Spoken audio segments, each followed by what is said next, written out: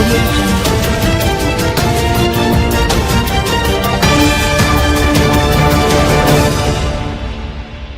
Myanmar से Thailand तक भूकंप से तबाही, अब तक 700 से ज्यादा लोगों की मौत, भारत ने बढ़ाया मदद का हाथ। शुक्रवार को म्यांमार में एक शक्तिशाली भूकंप ने भारी तबाही मचाई, जिससे 694 लोगों की मौत हो गई और सैकड़ों घायल हो गए।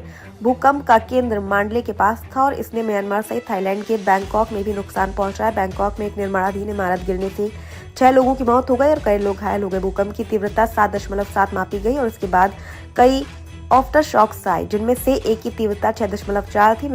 म्यांमार के सैन्य शासन ने आधिकारिक तौर पर 694 मौतें और 730 घायलों की पुष्टि की। म्यांमार में भारत के अलावा चीन और रूस ने भी मदद भेजी है। थाईलैंड के बैंकॉक में एक निर्माणाधीन 33 मंजिला इमारत भूकंप के कारण ढह गई।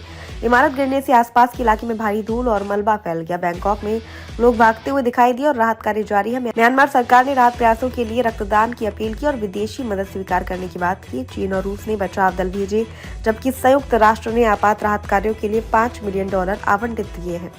चीन के यूनान और सिचुआन प्रांतों में भी भूकंप के झटके महसूस किए गए थे। चीन के रुइली शहर में भूकंप के कारण कुछ इमारतों को नुकसान पहुंचा और वहां के निवासी भी इसकी तीव्रता से प्रभावित हुए। अफगानिस्तान में डोली धरती। म्यांमार और थाईलैंड के अलावा शनिवार की सुबह अफगानिस्तान में भी भूकंप के झटके महसूस किए गए। अफगानिस्तान में आए भूकंप की तीव्रता रिएक्टर स्केल पर 4.7 मापी गई। हालांकि अभी तक किसी तरह के नुकसान की कोई खबर सामने नहीं आई है।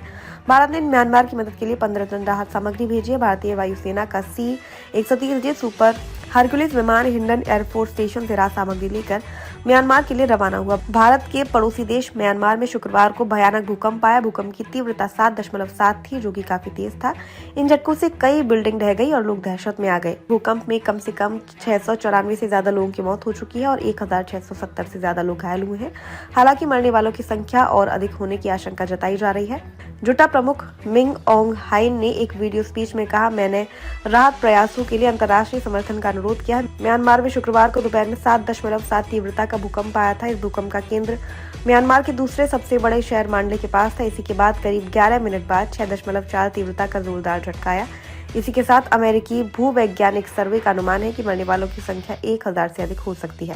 म्यांमार के सैन्य जुंटा नेता जनरल मिन ओंग हाइंग ने और अधिक मौतों और हताहतों की चेतावनी दी है। साथ ही उन्होंने किसी भी देश को मदद और दान देने के लिए आमंत्रित किया।